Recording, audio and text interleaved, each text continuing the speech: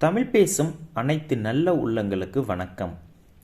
நாம் இந்த பதிவில் குரு பெயர்ச்சியன்று குரு பகவானை எப்படி வழிபட வேண்டும், உங்களின் தொழில், கல்வி, வேலை, பொருளாதாரம், குடும்ப நலன் சிறக்க குரு பகவானை எப்படி வழிபட வேண்டும் என்பதை தான் இந்த பதிவில் நாம் காண இருக்கிறோம். அதற்கு முன் உங்களுக்கு ஒரு அன்பான வேண்டுகோள். ஆஸ்ட்ரோ தமிழ் 24 சேனலை சப்ஸ்கிரைப் செய்து கொள்ளுங்கள். மேலும் இந்த வீடியோவிற்கு ஒரு லைக் செய்துவிட்டு இந்த வீடியோவை முழுமையாக பாருங்கள். அப்பொழுதுதான் நான் கூற வரும் கருத்து உங்களுக்கு முழுமையாக புரியும். குரு பெயர்ச்சி அன்று குரு பகவானை எப்படி வழிபடுவது, எப்படி வழிபட்டால் நமக்கு குரு பகவானின் பூரண அருள் கிடைக்கும் என்று பலரும் கேட்கின்றனர். நிறைய நண்பர்கள் என்னிடம் கேட்கும் ஒரே கேள்வி இதுதான். சென்ற வருட குரு பெயர்ச்சி பலன்களை நாங்கள் பார்த்தோம். அனைத்து ஜோதிடர்களுமே எங்களுக்கு குரு பெயர்ச்சி நன்றாக இருக்கிறது தான் என்று சொன்னார்கள்.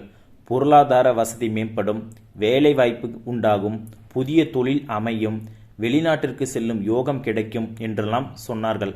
ஆனால் அதில் பாதி மட்டும்தான் நடந்தது என்கிறார்கள் ஒரு தரப்பினர். இல்லை, அவற்றில் எதுவுமே நடக்கவில்லை என்று இன்னொரு தரப்பினர் சொல்கிறார்கள். இரு தரப்பினருக்குமே நான் கேட்கக்கூடிய ஒரே கேள்வி இதுதான். உங்களில் எத்தனை பேர் குரு பகவானை முறையாக வழிபட்டீர்கள் என்பதுதான் என்னுடைய கேள்வி. முதலில் குரு பெயர்ச்சி என்று சொன்ன உடனே நாம் என்ன செய்கிறோம்? நேராக சிவ ஆலயத்தில் உள்ள குரு ஸ்ரீ தட்சிணாமூர்த்தி சந்நிதிக்கு சென்று அங்குள்ள குரு தட்சிணாமூர்த்தியை வழிபடுகிறோம். இதுதான் பல ஆண்டுகளாக நடந்து வருகிறது. ஆனால் உங்களிடம் ஒன்று சொல்ல கடமைப்பட்டுள்ளேன்.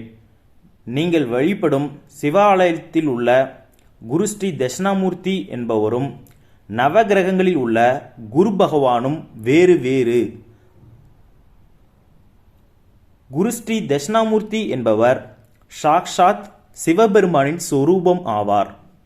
சனகர், சனந்தனர், சனாதனர், சனத்குமாரர் இவர்கள் சனகாதி முனிவர்கள் என்று அழைக்கப்படக்கூடியவர்கள். பிரம்மதேவனுடைய புதல்வர்கள்.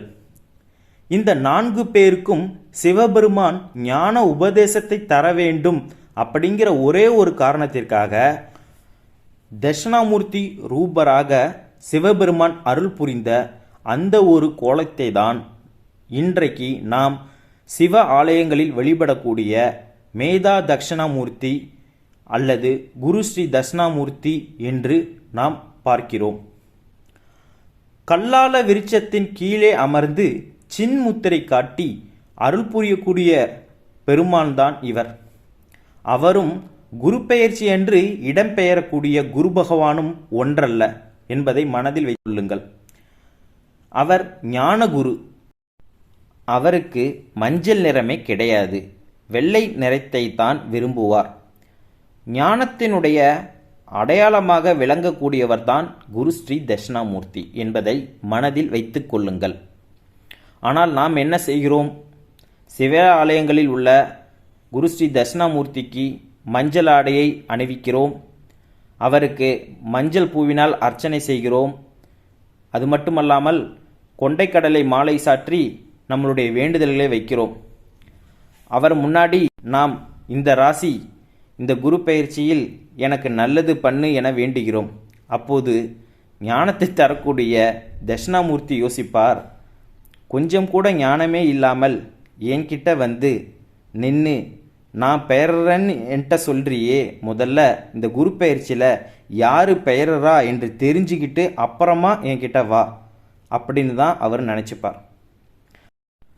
ஞானகுரு தட்சிணாமூர்த்தி சாக்ஷாத் சிவஸ்வரூபத்தை உடையவர். ஆக இவர் குரு பெயர்ச்சி அன்று இடம்பெயர்பவர் அல்ல. இவரை குரு பெயர்ச்சி அன்று வழிபடக்கூடாதுங்க. சரிங்க சார், இப்போ நாங்கள் யாரைத்தான் குரு பெயர்ச்சி அன்று வழிபாடு செய்ய வேண்டும் என்று நீங்கள் கேட்கிறது எனக்கு நவ கிரகங்களில் அமைந்துள்ள குரு பகவானைத்தான் இந்த குரு பெயர்ச்சியில் நீங்கள் வழிபாடு செய்ய வேணும்.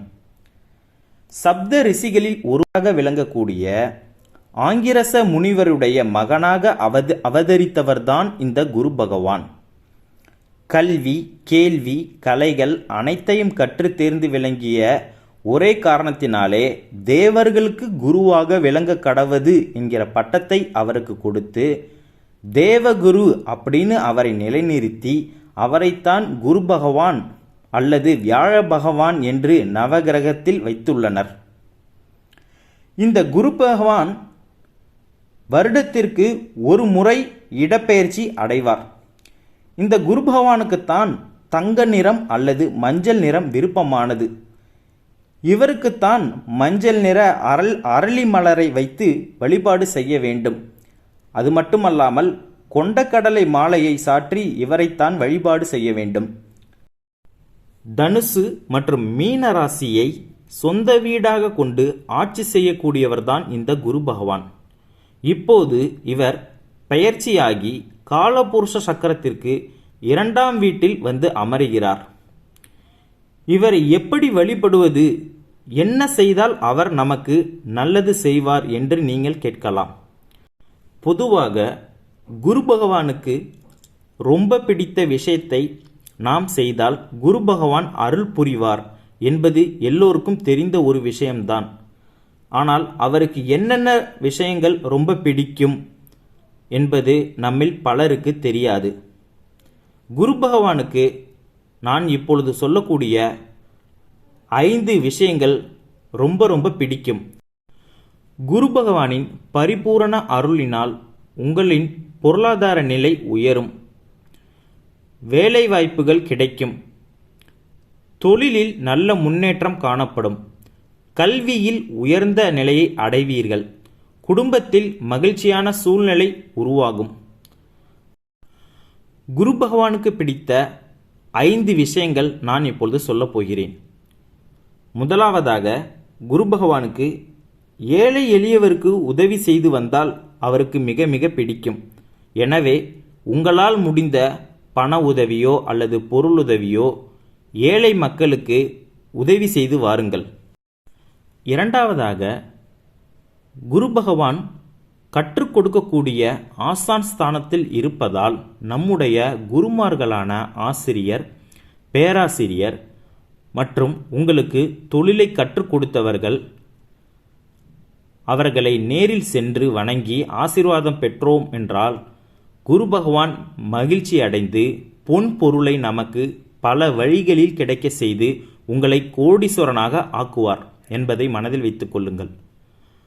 மாணவர்களின் தங்களின் ஆசிரியரை குரு பெயர்ச்சி என்று வணங்கி வந்தால் அவர்கள் குருவின் பரிபூரண அருள் கிடைக்கப்பெற்று தேர்வில் அதிக மதிப்பெண்கள் பெறுவார்கள். மேலும் நீட் போன்ற கடினமான தேர்வுகளையும் கூட அவர்கள் மிக எளிதாக வெற்றி பெறுவார்கள். எனவே மாணவர்கள் மறக்காமல் இந்த குரு பெயர்ச்சியில் தங்களுடைய ஆசிரியரின் இல்லத்திற்கு சென்று அவர்களை வணங்கி அவர்களுக்கு பிடித்த ஸ்வீட் அல்லது பழங்களை வாங்கி கொடுங்கள். மூன்றாவதாக, கல்வி கற்க முடியாமல் ஏழ்மை நிலையில் உள்ள மாணவர்களுக்கு நீங்கள் உதவி செய்தால் குரு பகவான் மிக்க மகிழ்ச்சி அடைந்து உங்களுக்கு பூரண கோடீஸ்வர யோகத்தை வழங்குவார். எனவே உங்களாலான சிறு உதவியை ஏழ்மை நிலையில் உள்ள மாணவர்களுக்கு உதவுங்கள். நான்காவதாக, குரு பகவானுக்கு பசித்தவருக்கு உணவு வழங்கினால் மிகவும் பிடிக்கும் என்பதால் அன்னதானம் செய்யுங்கள். ஐந்தாவதாக, பசுமாட்டிற்கு அகத்திக்கீரையோ அல்லது நாட்டு சர்க்கரை மற்றும் அரிசி கலந்ததை கொடுத்து வந்தால் குரு பகவான் பரவசம் அடைவார். குரு பகவானின் அருளை பெற இத்தனை வழிகள் இருந்தாலும் இந்த குரு பகவான் யாரு சொன்னா கேட்பார் அப்படின்னு ஒரு கேள்வி நீங்கள் கேட்கலாம். குரு பகவானுக்கு கட்டளையிட்டு இவரை இப்படி நன்றாக வைத்துக்கொள் என்று சொல்லக்கூடிய தகுதி இருவருக்கு மட்டுமே உண்டு. அவர்கள் சிவபெருமாள் மற்றும் முருகப்பெருமான் ஆவார்கள். அதனால்தான் திருச்செந்தூரை குருஸ்தலம் என்றும் சொல்கிறார்கள். ஆகையால் உங்களுக்கு வாய்ப்பு கிடைத்தால் இந்த குரு பெயர்ச்சியில் ஒருமுறையாவது வியாழக்கிழமைகளில் திருச்செந்தூருக்கு சென்று அங்குள்ள முருகப்பெருமானை வழிபட்டு வாருங்கள். திருச்செந்தூருக்கு செல்ல முடியாதோர் உங்கள் வீட்டில் அருகில் இருக்கக்கூடிய முருகர் கோவிலுக்கு வியாழக்கிழமைகளில் சென்று அங்கு உங்கள் பெயருக்கு ஒரு அர்ச்சனை செய்து வாருங்கள். குரு பகவானின் அனுகிரகம் உங்களுக்கு கிடைக்கட்டும் என்று வேண்டி இந்த பதிவை நிறைவு செய்கிறேன். இதுவரைக்கும் இந்த வீடியோவை பொறுமையாக முழுமையாக பார்த்ததற்கு மிக்க நன்றி. இந்த வீடியோவை பிடித்திருந்தால் லைக் செய்து கொள்ளுங்கள் மற்றும் உங்கள் உறவினர்கள் மற்றும் நண்பர்களுக்கு ஷேர் செய்யுங்கள். இது போன்று பல ஆன்மீக தகவல்களுக்கு ஆஸ்ட்ரோ தமிழ் 24 சேனலை சப்ஸ்கிரைப் செய்து கொள்ளுங்கள். நன்றி, வணக்கம்.